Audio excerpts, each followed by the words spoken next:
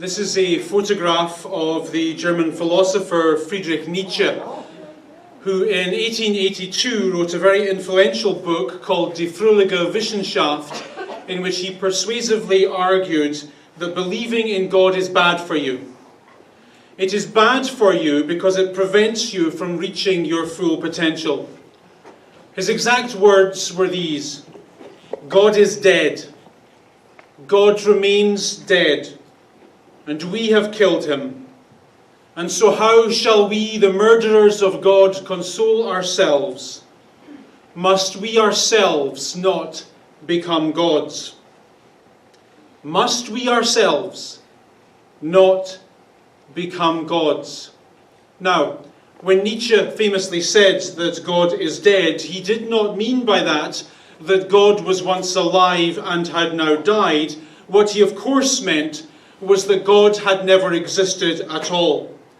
And so the core message of his philosophy was that because there is no such thing as God, that therefore means there is also no such thing as an absolute standard of right and wrong. There is no such thing as an absolute standard of what is good for you and what is bad for you. And so Nietzsche believed that if only a person could free themselves from this rather childish and primitive notion in believing in an absolute standard of right and wrong, they were then free to decide for themselves what was good for them and what was bad for them. And Nietzsche's dark philosophy plays itself out every single time we make a decision based solely upon an internal set of criteria. So when we play away from home because it feels good, when we ignore the poor because it is expedient to do so, when we cut corners at work because we're lazy, when we duck out of our responsibilities because they are difficult, we say by our actions that God is dead, and that we have become the sole arbiter of what is right for us and what is wrong for us. And this phenomena plays itself out most subtly in our religion. Of course, here in church, we would never say that God is dead. We would never say that there is no such thing as an absolute standard of right and wrong. But nonetheless, we regularly live as though that were the case. On Sunday we are Christians, and our Christianity is sincere, of that there is no question. But oftentimes throughout the week, we frequently behave as though we were Christian atheists, believing in God, but behaving as though there wasn't one. In verse 27 of Mark chapter 11, we read that Jesus and the disciples arrived again in Jerusalem. Now, you'll remember from last week that the reason Jesus had come to Jerusalem was not to visit the city, but to visit the temple. And he visited the temple to confront it. In Jesus' mind, the temple was not a place of faith, it was a place of finance. It wasn't a place of spiritual and religious beauty. It was a place solely of business. It was corrupt. It was dishonest. Its time had come. Now, bearing in mind that just yesterday, in verse 15, Jesus had committed a gross breach of the peace. Remember what happened? He walked into this place of financial faith with a baseball bat, pretty much. He beat people up, he kicked things, he threw things, and he stopped the temple being the temple. Bearing in mind that just yesterday he'd done that, his visit today in verse 27 must have raised an eyebrow or two, not least among the religious leaders who ran the temple and profited from it. So no surprise then to read in this sentence that a group of these people, chief priests, teachers of the law and elders, that is, the people who are in on the scam, the people who are making money out of this corrupt religious establishment, as soon as they see Jesus, they immediately come up to him and they ask him two questions. Question number one, by what authority are you doing this stuff? Question number two, who gave you the authority to do this stuff? Who said you could rubbish our beliefs? Who said you could come to our place of faith and hit people and throw things and commit violence? Who gave you the authority to do all of that? Now you'll remember, perhaps, or will have noticed, that right throughout Mark's Gospel, the one thing that amazed people most often about Jesus was that he seemed to have authority. Now, I've taught you before that in Israel in the first century there were two kinds of rabbis. Most of them, like 99.9% of them, were simple teachers of the Torah.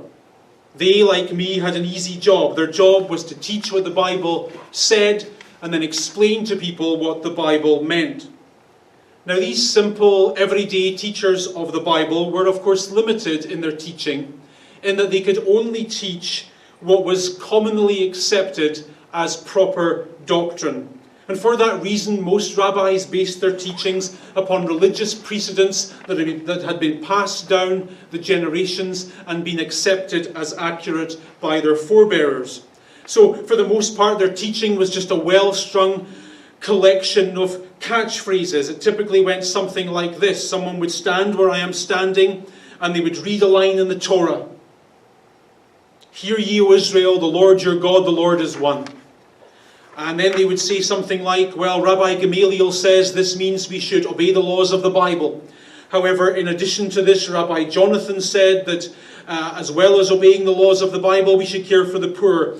And Rabbi Levi said, in addition to all that, we should also take care of our parents, because that's a good thing to do. And it went on like that. And even today, when groups of rabbis get together to talk about their faith, they largely base their discussion on what other rabbis have said. And that's a good way to do it. It's a good way to pass on traditions, to pass on beliefs, and to learn things. Fantastic, brilliant way to learn. And that was what 99.9% of them did in Jesus' day. So, the job of a rabbi in Jesus' world is to teach the Scripture and to interpret the Scripture in such a way that preserves all of the previously established traditions. Because it is in these traditions that you find the authority for how we should live our lives. Christianity is the same. One of the big things in Catholicism, for example, is the magisterium. This is a word that the church uses to describe all of the things all of the popes and the cardinals and the priests have said for 2,000 years. And somewhere in this magisterium is the authority, the structure for how we're meant to live our lives. So that's what people stuck to. That was the authority. However, there were a few rabbis, and I mean a rare few, like 0.1% of them, who were said to be rabbis with shmika. That is, rabbis who were thought to be so brilliant, so insightful, that in addition to teaching all of the other stuff, they had the capacity to add new information, to add new layers, new spins, new ideas, irrespective of what was said before them. And in the eyes of many, within his own lifetime, Jesus was regarded, it seems, as a shmika rabbi. So you'll remember, no doubt, that when we started this series, I think 30 weeks ago now, in Mark chapter 1, that when Jesus taught in the synagogue, it was said of him that people were amazed at his teaching because he taught as one who had authority, shmika, and not as the teachers of the law. In other words, whenever Jesus spoke, it seems the popular reaction was to say, whoa, this is new. This is different. This isn't like the 99.9% of all the other good stuff. This is just different. This is disruptive. Sometimes it's good, sometimes it's bad, but it's different. And the rub was that with his different authority, Jesus acted in and spoke in a way that was very provocative against what was commonly perceived to be the corrupt religious establishment based in the Jerusalem temple. We've seen this all the way through Mark's Gospel, haven't we?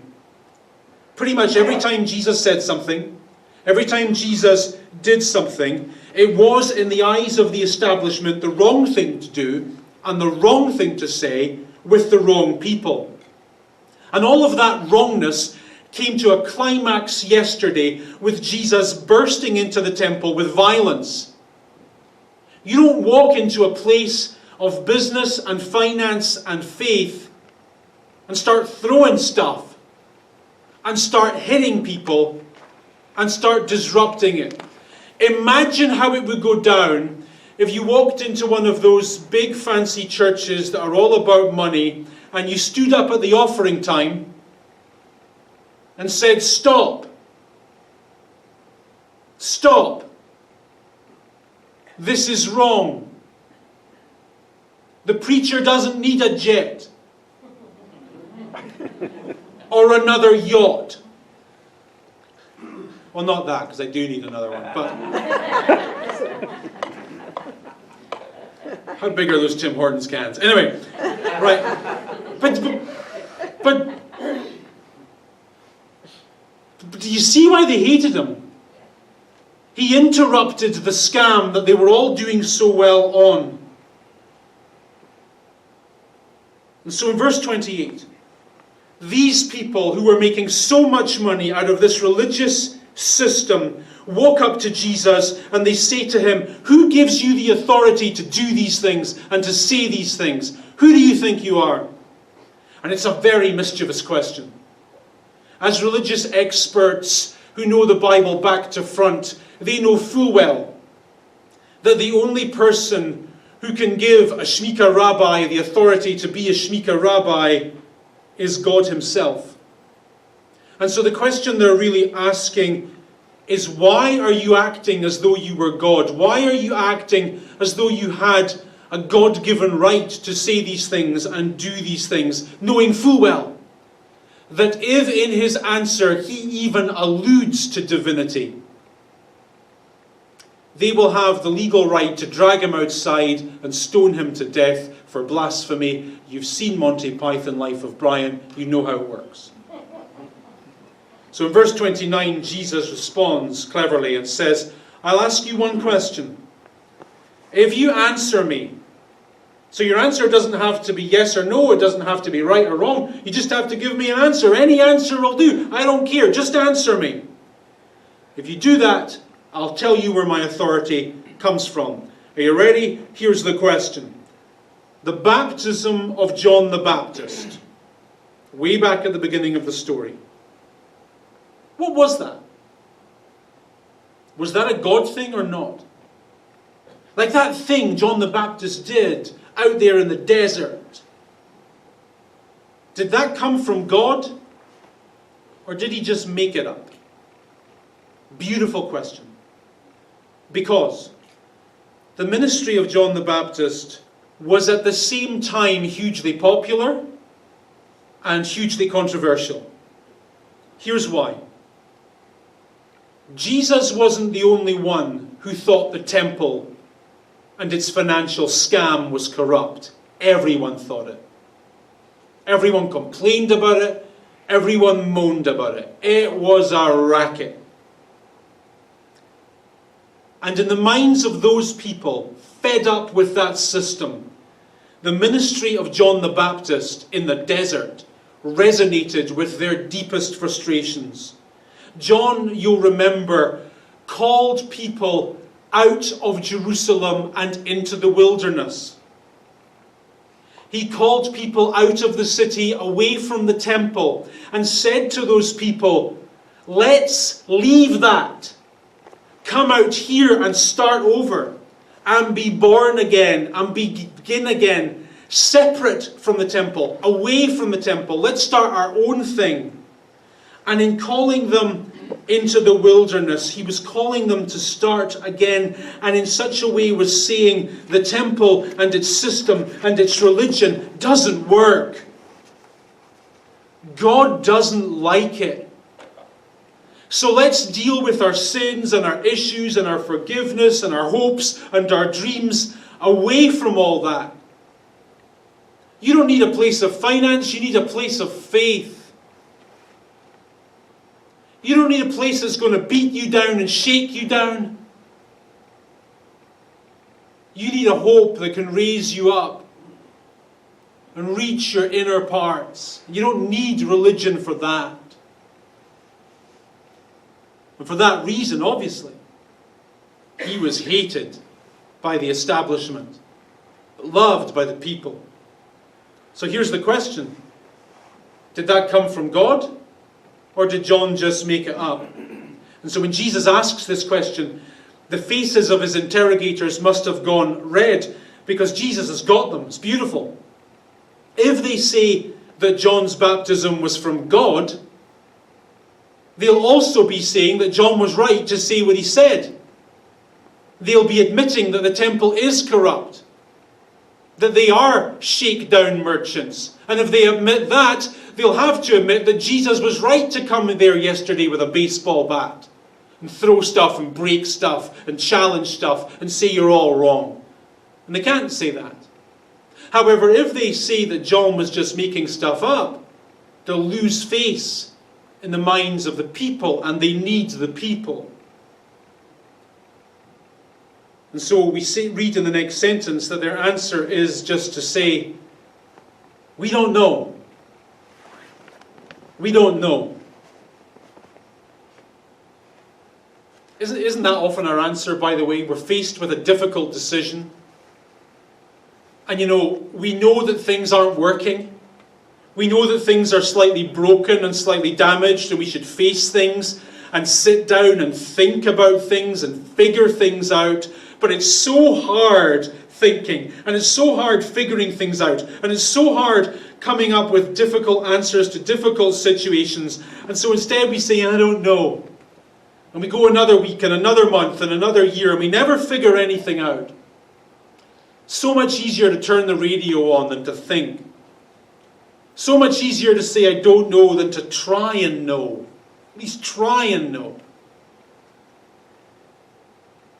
So because Jesus had said, if you answer my question, it doesn't have to be yes or no, it doesn't have to be right or wrong, just give me an answer, any answer, then I'll tell you where my authority comes from. Because they can't do that, Jesus then says, well, fair enough, I'm not going to answer your question. I'm not going to talk to you. Do you ever meet people like that? It's not worth talking to them. Hope you don't live with someone like that. No, seriously. Do you know what I mean? Like, you talk, you listen, it's always, never really, you try, never really advise, never really, you get to a point where it's like, I'll be polite, I'll say hi, but there's no point talking to you. It's a waste of your time and mine.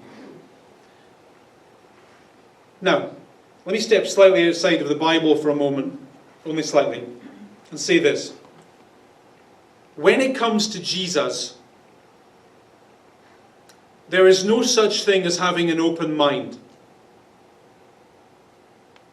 Biblically speaking, a person is either willing to have faith or they are not.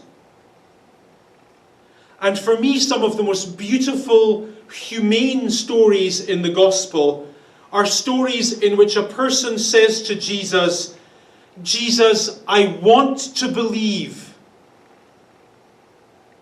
I kind of do believe, but I don't. I have faith, but I'm struggling to have faith. I believe, but I would like to believe. To say that I don't have faith, but I would like to have faith, albeit in a small way, is to say that I have faith. And Jesus can level with that. And so a wonderful way for these religious experts to answer Jesus would have been to say, fair enough. Jesus, we get it. We know we've lost our way. We know we're corrupt and we feel bad about the yacht. We really do. We'd like to change. But we struggle to change. We'd like to believe, but we struggle to believe. We want to have a genuine faith again, but we struggle to do so. Will you help us? That would have been so beautiful.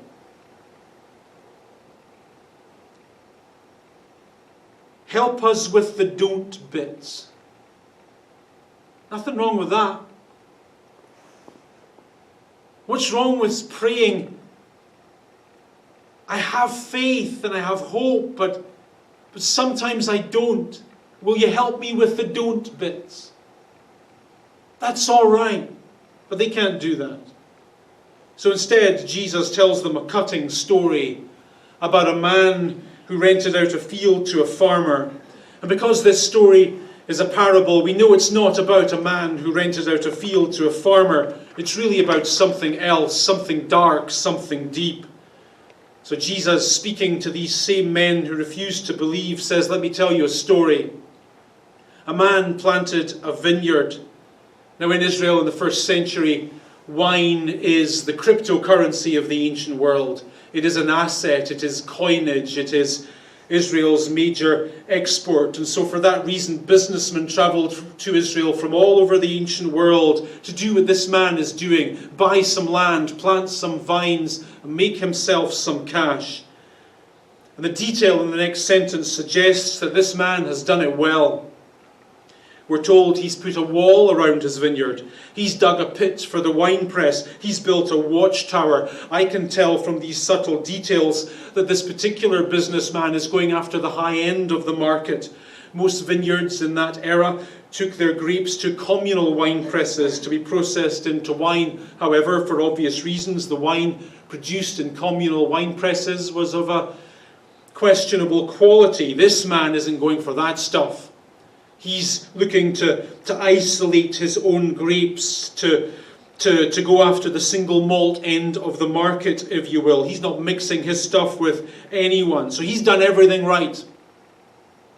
He's gone to the seminars, he's selected exactly the right land, he's chosen exactly the right grapes that will give him the biggest yield in the big markets in Rome. He's put the necessary expensive infrastructure in place, he's done his cash flow analysis, blah, blah, blah. Now he's ready to start making some money. So he does what all these people do. Next sentence, he rents the vineyard out to some farmers, and he goes away on a journey. And by the way, as Jesus is telling this agricultural story, his audience at this point are nodding their heads because this is a familiar story. The story is based upon thousands upon thousands upon thousands of businessmen who bought land in Israel in the first century and rented it out to farmers and then went away. Because wine was such a hot product in the ancient world, lots of people bought up these wine businesses and then leased the land to tenant farmers. And in the first century, this was controversial because the absentee landowners often felt that their tenants were ripping them off. And the tenant farmers often felt that the absentee landlords were ripping them off. So this was a hot topic in Jesus' day. If you wanted to hear some very strong opinions, all you had to do was raise the issue of absentee landowners and tenant farmers. So anyway, as Jesus is telling this story, his audience are going, yeah, I've heard this one. I know this one. My mate bought some land. My mate rents some land. I know this. Next sentence. At harvest time, the owner sent a servant to the tenants to collect from them how much of the fruit? All right? So with the inclusion of the word some, we immediately discover that this particular landowner is reasonable. He's not one of these shady charlatans who wants to take everything. He doesn't want to rip off his farmers. He just wants some. Is some reasonable? Does he, as the owner, as the one who put the money into the infrastructure, have a reasonable expectation that he is entitled to some? Are we communists? Of course he does. So he's going to get some. He's going to take his some. He's going to take it to Rome. He's going to make some money. However, the tenant farmers take a novel approach. Rather than paying the rent to the landlord's delegates, they instead seized him, beat him, and sent him away empty-handed. Try this when Rogers call you next time. So, persistent as they are, they sent another servant to them. They struck this man on the head. They treated him shamefully. They sent still another, and that one they killed. He sent many others. Some of them they beat, others they killed. Still at this point, Jesus' audience are nodding. They know this story. They hear this story every day. It's on the news all the time.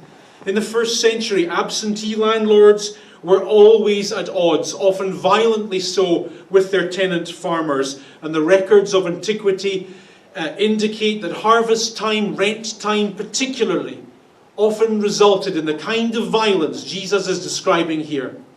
This was a tough, tense time in Israel. However, next sentence, this story is being told from the perspective of the very reasonable landowner businessman, of whom we are told that he had one son left to send, a son whom he loved. You know where this is going, right? You know what this is alluding to, right? He sent him last of all, saying, "They will respect my son." So this is the climax of the parable. The businessman would have expected, reasonably so, that his own son, of all people, would command respect. The people would listen to him and be reasonable with him. Sadly, however, this proves naive. For they say to one another, "Well, this is the heir. Come, let's kill him, and the inheritance will be ours." So they took him and killed him and threw him out of the vineyard. At this point in the story, the tenant farmers are working under the assumption that the landowner, like God, is dead, and that the son is coming to inspect his new inheritance, and that if they will kill him, the land will then be ownerless. If this landowner should die in some unfortunate accident, if he should fall on a chisel 6 times or something like that, the land will have no owner, and when the land has no owner, it then becomes claimable by the tenant farmers. There's a law written not long after this in Israel that says a piece of land may be possessed if it is without owner by the putting up of a sign. So easy. Kill the owner, stick up a sign. Now we go from tenant farmers to landowners. Boom. So that's what they do. Even though they know it's wrong. Even though they know that the landlord and his successors have legitimate rights over them, they deliberately choose to ignore those rights and decide for themselves what is right for them and what is wrong for them. I and I alone will be the judge of what is moral and what is immoral. Now it is obvious to his religiously indignant audience why Jesus is telling this story. And as soon as he tells it, we are then told that they immediately looked for a way to arrest him because they knew what he was talking about. They knew he was digging at them. This was a parable he wasn't even trying to be vague about. The people to whom Jesus was speaking were sincere in their beliefs. And yet for generations, in the stories of the Bible, God had been sending to them prophet upon prophet upon prophet, who had been saying to them, in effect, guys, God has a right to say how you will and will not live. God has a right to insist that you will be kind to the poor, that you will appreciate the subtleties of justice and mercy and humanity and decency and morality. God has a right to speak these things into your life. You are not the sole arbiter of what is to be right for you and wrong for you. God must be factored in. Dozens of these people had been sent to say these things to them, and they listened to none of them. They'd ignored it all and become gods themselves. Become for themselves the sole deciders of how they would and would not live. According to legend, Nietzsche coined his famous "God is dead" phrase after attending Mass at Basel Cathedral. He hated every second of it. He viewed Christianity and its precursor, Judaism, as an impediment to the natural progress of humanity. He thought humans were getting better and better.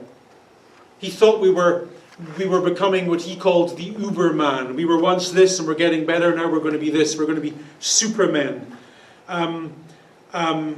His thinking, I suppose, reflected the optimism of the post-Enlightenment era in which he worked, an era in which it was universally believed that soon, with all the progress in science and so on that we were making, humans would make a leap forward in our evolution, and we would soon be able to let go of silly superstitions like God.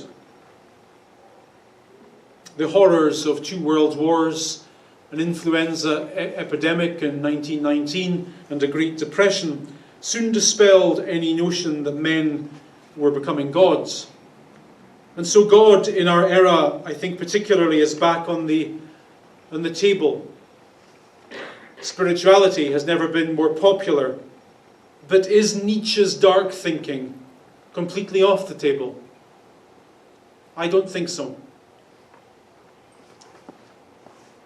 I doubt that any of us would ever dream of saying that God is dead and that we have replaced his right to rule us with an androcentric divinity and kingship of our own. When I stand here and look at each of you Sunday by Sunday, I don't look at any fakes. Not really. We're sincere in the things we believe.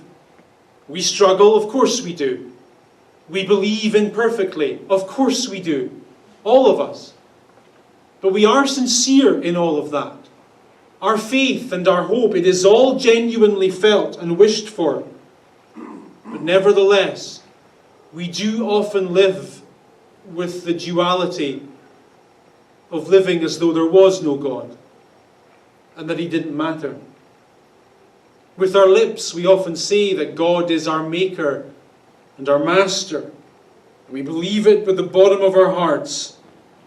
But that sincerity of faith is often disconnected from the way we sometimes choose to live. That's why we can sing with gusto sometimes that God is here, that we are here to worship God and all that stuff, and yet on a Monday morning in the boardroom sometimes behave differently.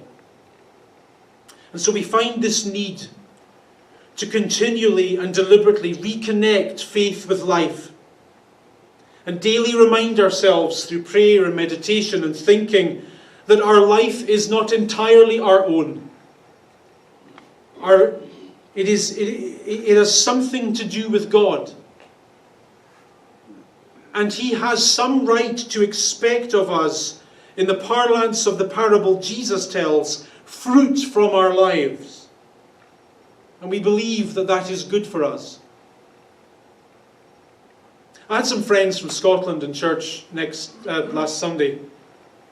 Not particularly, they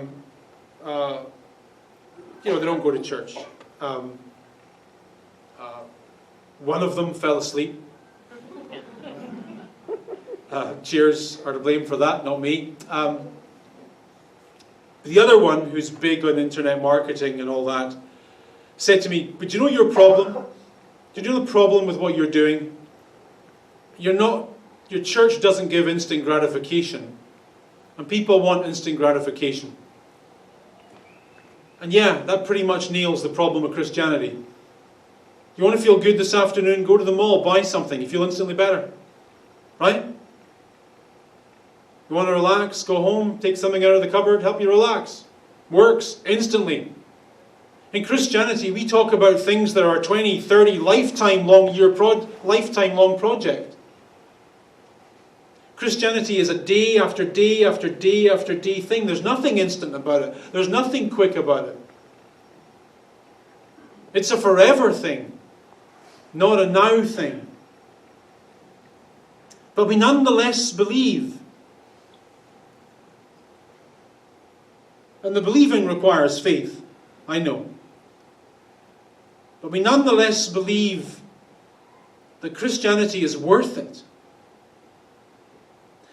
Had the farmers in this story just knuckled down, had they avoided the temptation to go for the quick profit, had they just got on with the job, the landlord would have gotten his money, they would have gotten their money, the business would have grown, there would have been reinvestment, there would have been plenty for everyone, and as it grew there would have been more for everyone, and more for everyone. Everyone would have won, no one would have lost.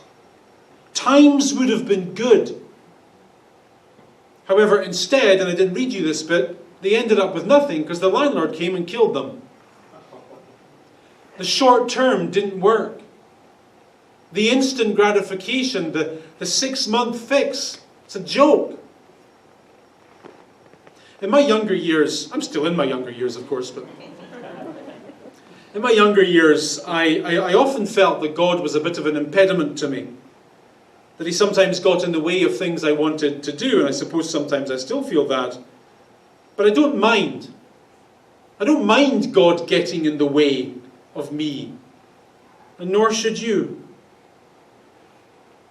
I believe that we are never more free than when we realize that our life is not entirely our own. That there is such a thing as an absolute right and wrong. That there is such a thing as a duty and a responsibility. We believe in our faith that we were made by a God who is good. We further believe that that same God has plans for us that are good. What does the Bible say? That are pleasing and plans to prosper us and to perfect us. Plans to give us peace and hope and a tomorrow that is better than today, that a life that is better than death. And I would rather, I think, submit myself to that oftentimes difficult will than my own. And submit myself to the chaotic freedom of my own changing desires and those of the culture in which I live. So let us as Christians redeem the rather dark saying of Nietzsche. Let us, instead of saying that God is dead and we must ourselves become gods, say this: God is alive, and in him we live, knowing that he is God, and that we are not. Amen. God bless you. Whether today is a happy one or a reflecting one for you, may God go with you in your joys and your sorrows towards a better tomorrow.